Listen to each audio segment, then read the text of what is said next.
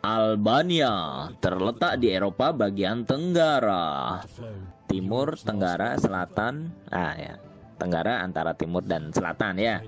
Nah, dia berbatasan dengan Montenegro, Kosovo, Makedonia, Yunani. Tapi sebetulnya yang dekat ya Italia, dia tinggal nyebrang laut gitu. Ada Laut Adriatik di barat Albania, Laut Ionia di barat daya. Ibu kotanya adalah Tirana, mata uangnya leke, bahasa resminya Albania, pemerintah Republik Parlementer, populasi 2.800.000-an, luas totalnya 28.000 km persegi. Ini lebih kecil dari Jawa Tengah ya.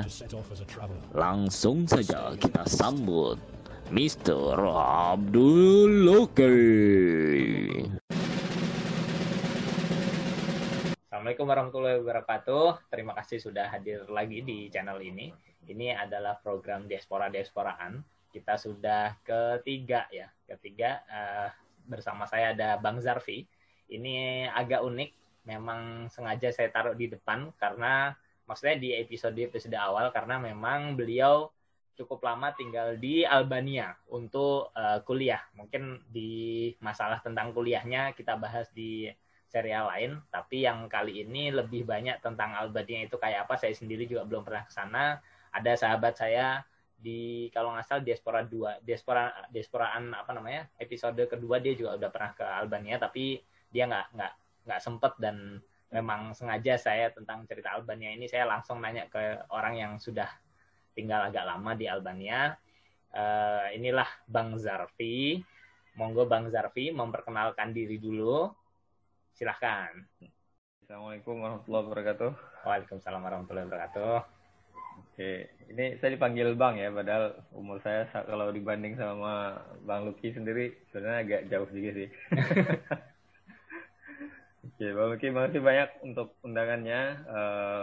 Mungkin izin ya, saya perkenalkan diri. Nama saya Zarfi Rizal. Saya aslinya dari Aceh. Dulu tahun 2012 itu alhamdulillah berkesempatan berangkat ke Albania.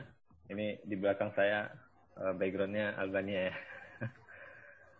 Jadi semenjak tahun 2012 sampai tahun 2016 itu kuliah S1 di sana. Alhamdulillah sih lancar ya selama 4 tahun. Tapi sebenarnya kuliah di sana 3 tahun. Wajibnya itu kalau S1 3 tahun karena di sana menggunakan program yang boloknya ya istilahnya ya, yang dari Italia. Jadi di sana kalau kuliahnya itu 3 tahun, tapi karena sambil belajar bahasa juga, karena menggunakan bahasa bukan bahasa yang umum ya, bukan bahasa Inggris juga, akhirnya harus belajar bahasa dulu gitu, 1 tahun. Tapi waktu itu ada satu teman juga, beliau kebetulan dari Indonesia, kita bareng gitu ya dari Indonesia, tapi dia kuliahnya jurusan bahasa Inggris, dan sebelumnya memang dia kalau tidak salah dari SMK Pariwisata. Nah, jadi memang bahasa Inggrisnya sudah ada duluan gitu, jadi sampai ke sana nggak perlu lagi belajar bahasa Inggris, langsung keterima gitu. Tapi kalau jurusan saya dulu kuliahnya di sana Islamic Science ya. Islamic Science mungkin di sini nggak ada sih jurusan yang sama, karena kalau di Indonesia kebanyakan pendidikan agama Islam gitu. Kalau ilmu agama Islam mungkin ada, tapi saya kurang tahu. Tapi agak susah gitu dicari jurusannya. Ya, karena saya jurusannya Islamic Science itu bahasanya bukan bahasa Inggris gitu ya, bukan bahasa Inggris. Menggunakan bahasa Turki sama bahasa Arab. Nah, jadi kalau bahasa Arab alhamdulillah ada background sedikit gitu dari pondok sebelumnya. Tapi untuk bahasa Turki itu agak susah karena makanya harus belajar dulu gitu, belajar bahasa lagi, makanya nambah setahun. Nah, tapi kalau misalnya kenapa bahasa Turki? Di sana waktu itu kalau tidak salah ada kerjasama kampus yang ada Islamic Science itu dengan dosen-dosen dari Turki. Karena di sana juga ilmu agama Islamnya masih kurang, walaupun memang mayoritas agama Islam.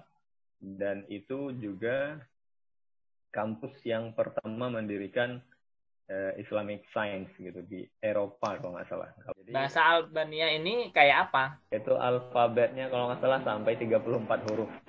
Jadi lebih banyak dari Turki ya? Kalau dibandingkan bahasa Turki ya lebih banyak. Lebih banyaknya kayak apa? Cuma tetap Latin kan ya? Latin tapi Tetap ada Latin. vokalnya yang tambahan ya? Mereka ada huruf double yang dijadikan satu huruf. Contoh? Misalnya huruf R gitu ya. Kalau R itu dia satu, jadinya R. Oke.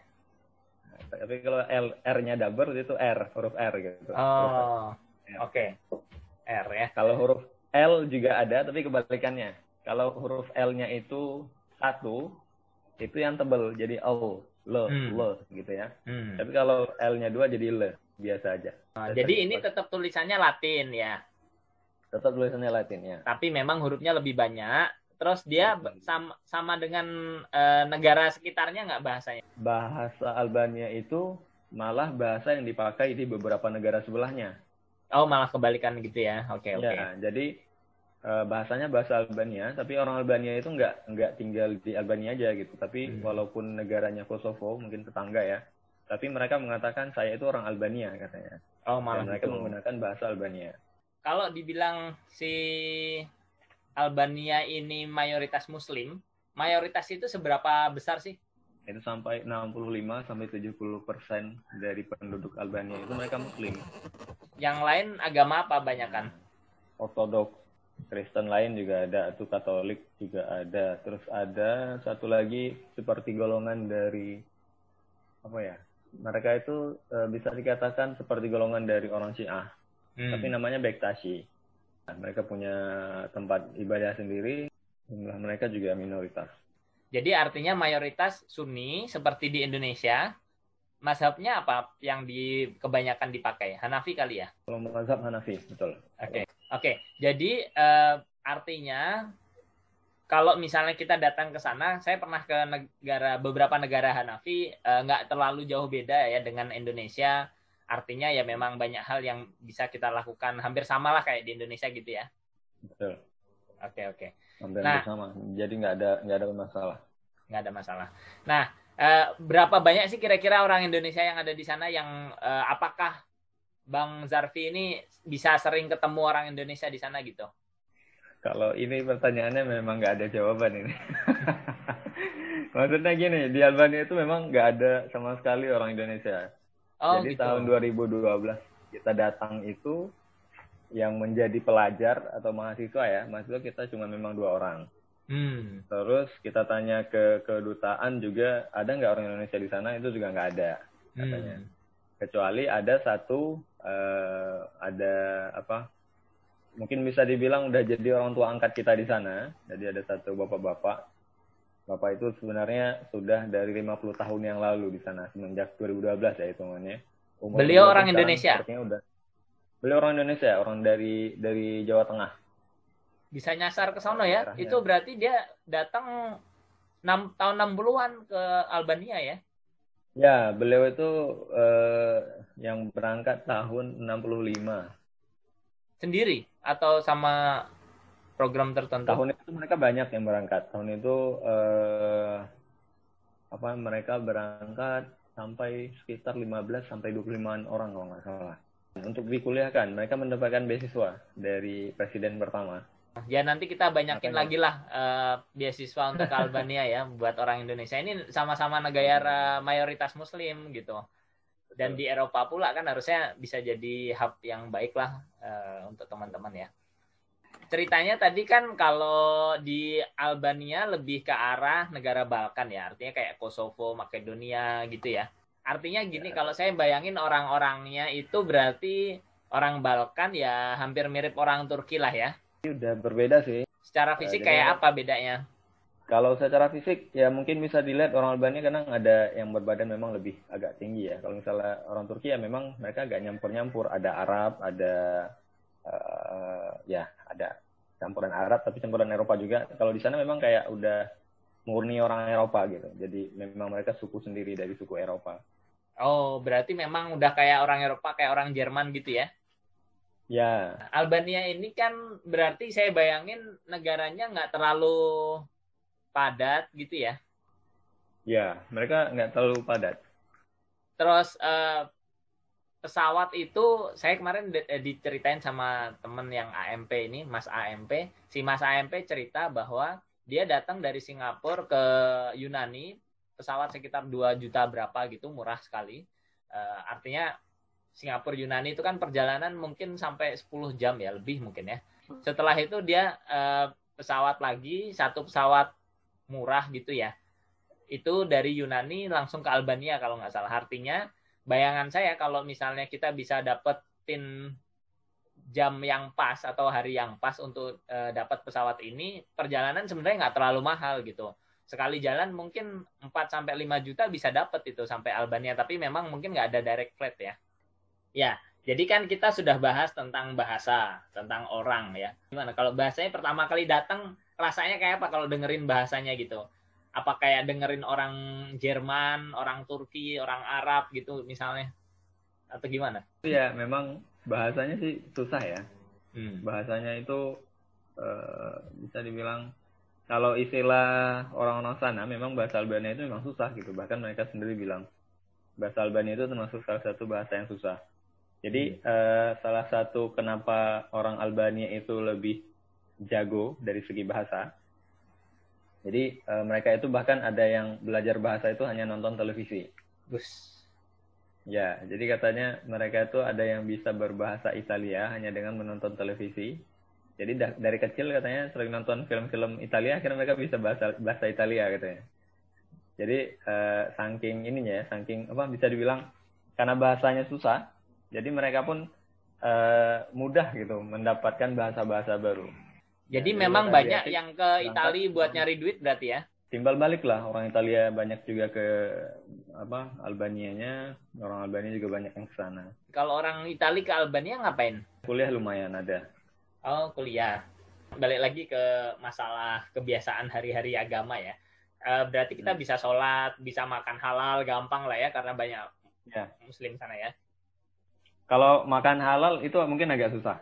Kalau makan halal, karena kalau saya sendiri agak orang yang pilih-pilih gitu ya. Tapi kalau orangnya, mereka udah bilang halal ya udah makan. Kalau saya sendiri agak susah. Harus nyari dulu gitu referensi. Mungkin nanya ke kakak kelas yang waktu itu di sana. Tanya kan yang muslim juga gitu ya. Yang memang yang muslim taat. Jadi tanya kita sering nanyain gitu. Ini biasanya kalau mau makan ayam di mana gitu atau mau makan daging di mana. Mereka nunjukin kalau mau yang paling terjamin itu di sini di sini gitu. Kalau masjid itu di belakang saya ada masjid. Nah, ini masjid. Yang mana? Oh, itu menara masjid. Betul, itu masjidnya. Ini gambar di ini ya, apa alun-alun kota gitu? Ya, bahasanya alun-alun kota lah, alun-alun kota. Kalau di sana namanya apa itu? Mereka biasanya kalau saya bilangnya merkez. Oh, merkez. Hampir sama kayak orang Turki ngomong ya, merkez ya. Nah, ini pejuangnya, kalau ini pejuangnya mereka. Oh, oke. Namanya siapa? Iskender Beu. Beu itu tuan gitu ya, tuan. Oh, Iskender. Hampir sama kayak orang Turki ya, keturunan Turki enggak? Turki kan B ya. Ya. Beliau ini katanya dulu dibimbing oleh Turki Utsmani. Jadi dari kecil mereka pindah ke Turki, dari Turki terus dididik menjadi panglima perang.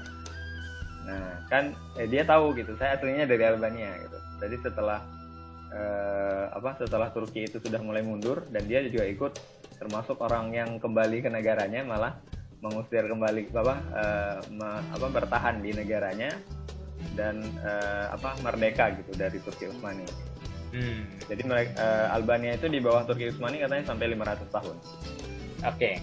Dan dianggap merdeka ya, statusnya mereka merdekanya dari Turki Utsmani ya. Ya. Saya belum kebayang nih kalau di sana misalnya kita ya sebagai turis datang cuma sementara gitu datang ke sana, itu transportasinya sulit enggak, terus misalnya apa ya kayak penerimaan masyarakatnya terhadap kita kira-kira gimana sih? kalaupun kita sebagai turis ya kita nggak bakalan terlalu diusik juga gitu. Jadi kita ya bebas gitu. Negaranya juga nggak terlalu ini mereka itu dari segi watak ya mereka itu nggak terlalu peduli gitu. Lah ini siapa bukan urusan saya. Jadi saya nggak mau peduli gitu. Jadi memang sudah seperti negara Eropa lah gitu ya. Jadi urusan urusan dia gitu. Paling kalau disapa halo gitu kan mereka juga kadang ini gitu nyambut gitu. Ada berapa kota besar di sana? Ada Shkodra, ada Durrës. Sekitar 5 kali ya? Yang menjadi tempat wisata itu yang daerah yang tepi laut. Nah di situ banyak peminatnya. Kalau musim panas itu banyak turis yang datang. Nah transportasi susah nggak? Transportasi umum? Transportasi nggak. Jadi kalau dari bandara ya, kalau misalnya kita turis memang dari bandara itu ada memang bis yang langsung ke pusat kota. 200 ribuan ya? Enggak sampai 200 ribuan. Oh, masih murah. Tercapai. Karena memang posisinya nggak terlalu jauh. Tapi artinya kalau misalnya orang makan sehari-hari di sana, transportasi gitu ya, nginep hotel, rasanya kayak apa sih, lebih mahal dari di Indonesia atau gimana kira-kira? Ya bandingannya misalnya Jakarta lah gitu ya. Ya, kalau misalnya hidup di Jakarta, hidup di Albania kayaknya hampir sama kosnya. Jadi nggak terlalu terbebani. Artinya harganya ya kurang lebih sama kayak di Indonesia. Rasanya juga mungkin kurang lebih sama. Terus sekarang kita lompat dulu deh ke wisatanya. Apa sih yang menarik di sana gitu? Nah, kalau yang unggul di sana mereka memang ini punya pantai yang bagus. Pantainya bagus. Saya pernah ke namanya apa ya? Ke Saranda namanya Saranda. Di Saranda itu memang laut dan itu masih bagus banget gitu Mas. Ya, jadi kalau misalnya mengobati rasa rindu, saya kan dari Aceh jadi dekat laut, dekat gunung ya. Iya. Gunungnya dekat, lautnya dekat. Jadi kalau misalnya pengen mengobati rasa rindu ke laut ya perjalanan mungkin sekitar 1,5 jam. Oh, oke. Dari pusat kota. Nah sekarang pusat kotanya kan kalau Bang Zarfi, maaf ya kalau misalnya saya kan belum pernah ke Banda Aceh ya. Semoga mungkin awal tahun depan bisa main ke Aceh. Tapi bayangannya misalnya kan Bang Zarfi udah pernah tinggal di Jawa nih, di Semarang, di Jakarta gitu ya. Kalau capital kotanya tuh segede apa sih di sana? Oh di sana kecil, nggak gede banget. Semarang itu masih terhitung besar. Oh iya. Iya. Oh kecil. Jadi ya. mereka pusat kotanya itu ya ini yang di belakang ini alun-alunnya saja. Jadi ibu kotanya itu juga nggak terlalu luas. Karena kalau dari segi letak hitungannya saya pernah bandingkan gitu berapa besar negara Albania itu posisinya hanya setengah dari Aceh gitu, dari provinsi Aceh. Berarti di sana bentuk konturnya hampir sama kayak ya negara Balkan tuh kayak apa ya? Kayak Eropa lah ya. Bener nggak? Ya. Hampir sama kayak Turki ya. Hampir sama lah. Kalau misalnya dibilang sama bapak yang ada di sana itu yang orang Indonesia itu juga, katanya kalau kamu mau keliling Tirana ini mungkin seharian habis gitu. Maksudnya jalan kaki juga selesai katanya. Itu maksudnya perbandingan memang kecil banget gitu Tirana itu, nggak terlalu besar. Kalau misalnya kita sok tahu nih, kayak saya kan suka sok tahu nih, datang ke negara itu terus jalan sendiri nggak ada kawan gitu. Aman nggak? Yang pertama aman nggak? Yang kedua sulit nggak kalau misalnya saya nyari barang sehari-hari lah mau makan apa gitu?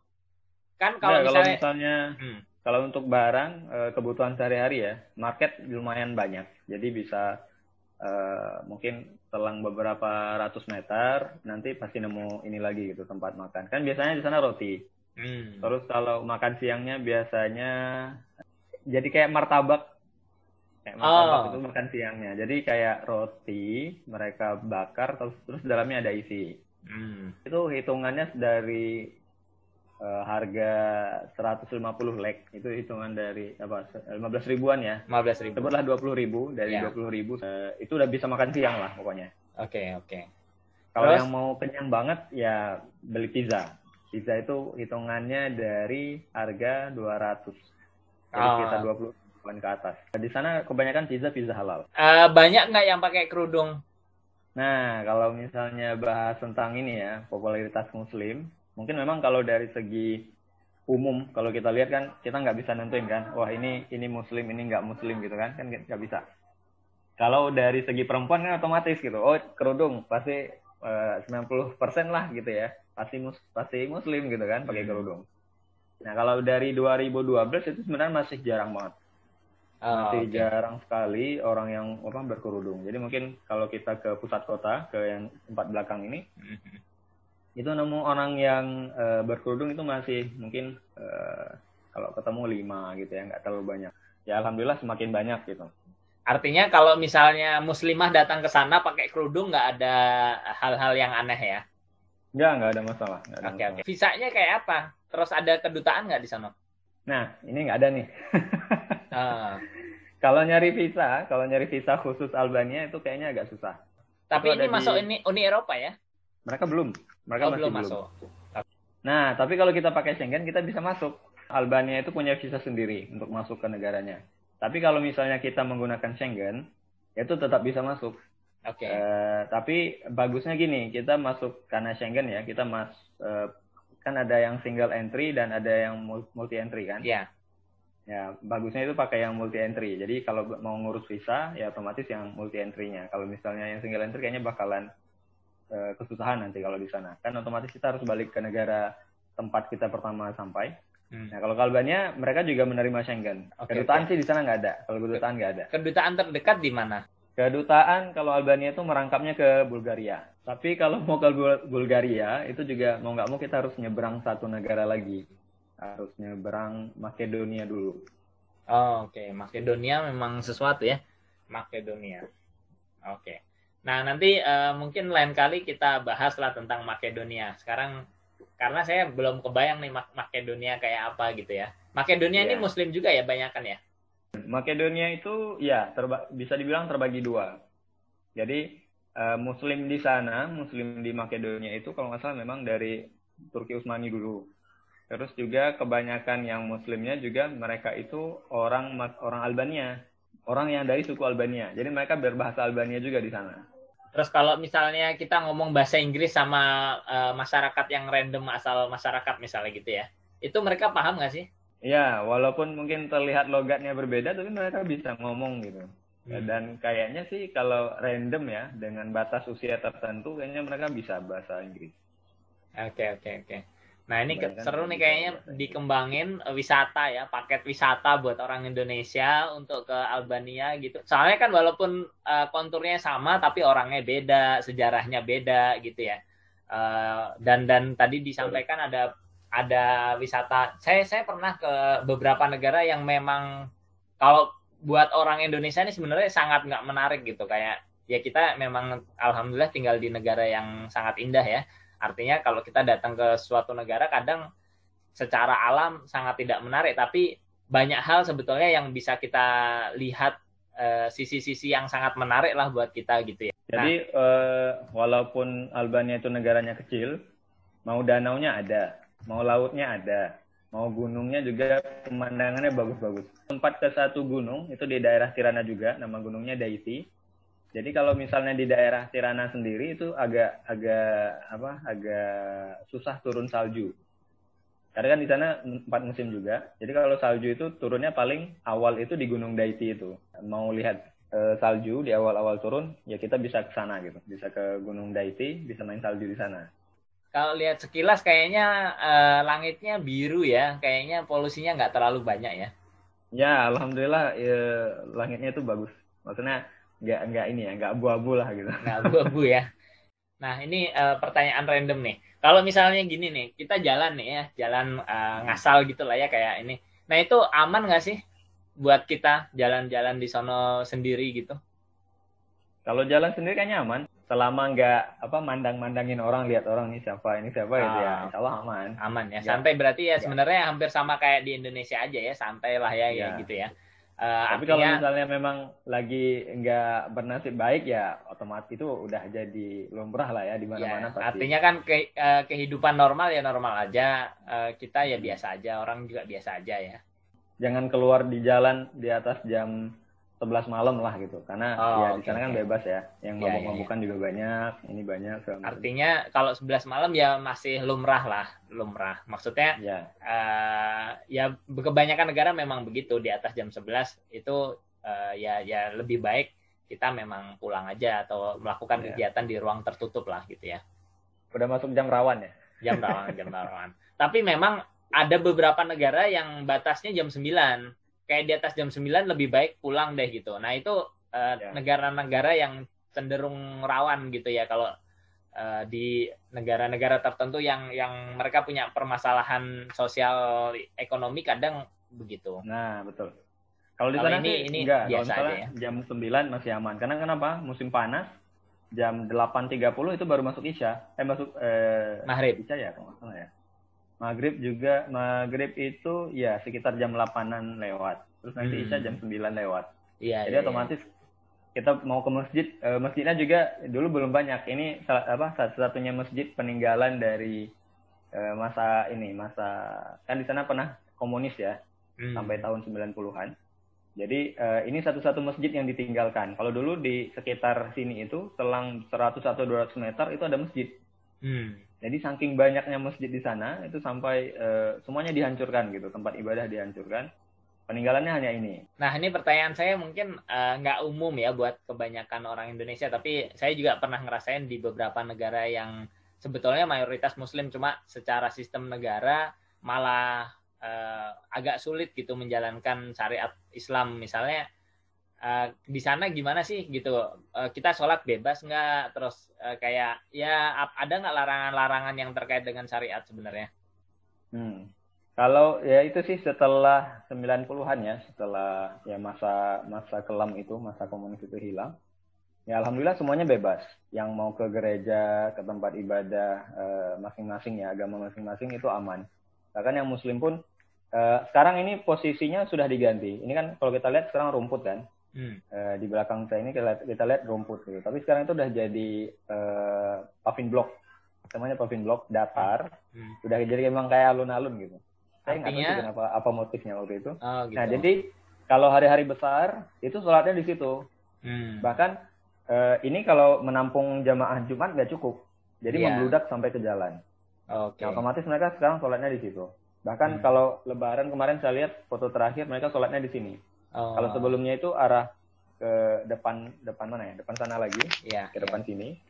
Nah di situ ada jalan yang lurus. Itu ternyata memang langsung menghadap kiblat. Dan itu jalannya luas sekali. Jadi kayak malam 27 Ramadan gitu ya. Jadi malam Lailatul Qadar ada perayaan tertentu gitu, peringatan tertentu. Iya. Mereka kalau Lailatul Qadar itu biasanya di malam 27. Ngapain? Di malam 27 itu ya ini mereka sholatnya itu lebih ramai lagi gitu. Jadi semua sampai luar-luar sholatnya. Iya. Jadi sholatnya udah nggak ke masjid gitu. Mereka udah memang nutup jalan. Jadi mereka sholatnya di jalan yang tadi saya sampaikan. Dan kalau Lebaran juga dulunya di situ. Tapi sekarang sudah ada alun-alun ini jadinya bisa sholat di ini. Seru juga ya kalau Ramadan ke sana, sebenarnya lumayan seru juga ya. Ada kegiatan-kegiatan yang seru. Betul. Ya. Kalau di sana itu musim panas Ramadan yang paling lama pernah dirasain ini sahur jam berapa, buka jam berapa? Sahur itu kalau nggak salah 2:30. Sahur 2:30 atau jam 3 ya, saya lupa, udah lupa.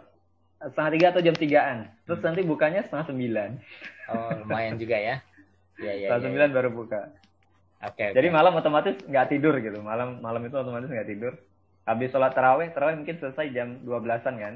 Atau jam 11, jam 11:30 gitu. Jadi 11:30 ke 2:30 kan nanggung. Kalau tidur ntar kebablasan, nggak sahur juga, puasa selama itu nggak sanggup gitu ya, otomatis begadang sampai pagi. Pernah juga waktu itu pengalaman di sana, waktu kita ke daerah pantai, ke Saranda itu, di perjalanan, itu masuk sekitar 2 atau 3 kilometer ke dalam, di pinggir jalan ya, itu ada namanya Sui Culture. Itu adalah artinya ini mata biru. Kenapa mata biru? Kalau kita bilang mata biru nanti ingatnya orang-orang bermata biru gitu kan. Dan ini ada mata air itu dengan kedalaman 50 meter dan itu diameter luarnya itu berapa ya? Mungkin sekitar 50 meteran ada. Jadi diameternya itu 50 meter dan itu airnya membludak dari bawah ke atas gitu. Jadi kalau kita lompat ke dalamnya kan nggak bakalan masuk ke dalam kan namanya mata air keluar gitu. Jadi itu dan dinginnya minta ampun. Itu seru sekali waktu itu. Saya ingatnya di sana. Dan masih banyak sih wisata-wisata lain yang bisa dikunjungi. Pokoknya kalau mau ke Albania silahkanlah gitu. Tapi kalau misalnya nyari aman ya pakai visa Schengen. Kalau memang untuk wisata dia lebih mudah pakai visa Schengen. Tapi kalau mau kuliah atau mau pengen menuntut ilmu di Albania juga bisa. Mungkin itu aja sih. Oh, seru banget. Bang Luki. Saya sih penasaran banget ya. Semoga bisa main ke Albania. Mungkin amin, Pak Zarfi, Bang Zarfi kalau ada kesempatan mau ke sana lagi, saya bolehlah ikut nebeng gitu. Karena kalau saya sih pengen sekali ya, pengen ke sana lagi karena mengingat umur Bapak itu juga sudah 80-an lebih. Jadi saya pengen banget gitu. Karena katanya juga biasanya beliau sekitar beberapa tahun sekali pulang ke Indonesia. Tapi ya selama akhir-akhir ini udah nggak mungkin lagi katanya, udah agak lemes gitu, nggak sanggup terlalu perjalanan jauh. Pengen sih bisa ke sana lagi ketemu bapaknya itu. Ya, insya Allah lah kita main ke sana. Ya semoga kita bisa inilah ya mengembangkan lagi hubungan yang lebih erat lah antar dua negara yang sebetulnya mayoritas Muslim ya. Artinya kan banyak hal-hal yang menarik untuk bisa dikerjakan bersama gitu ya. Untuk episode ini terima kasih banyak. Nanti silahkan kalau misalnya ada yang mau ditanyain bisa disampaikan. Nanti juga bisa kita buka lagi di kesempatan lain kalau misalnya banyak hal yang bisa kita bahas lagi. Makasih banyak Bang Zarfi. Terima kasih juga sudah diundang. Kita lanjut ke serial dan episode lain. Mohon izin pamit. Assalamualaikum warahmatullahi wabarakatuh. Waalaikumsalam warahmatullahi wabarakatuh.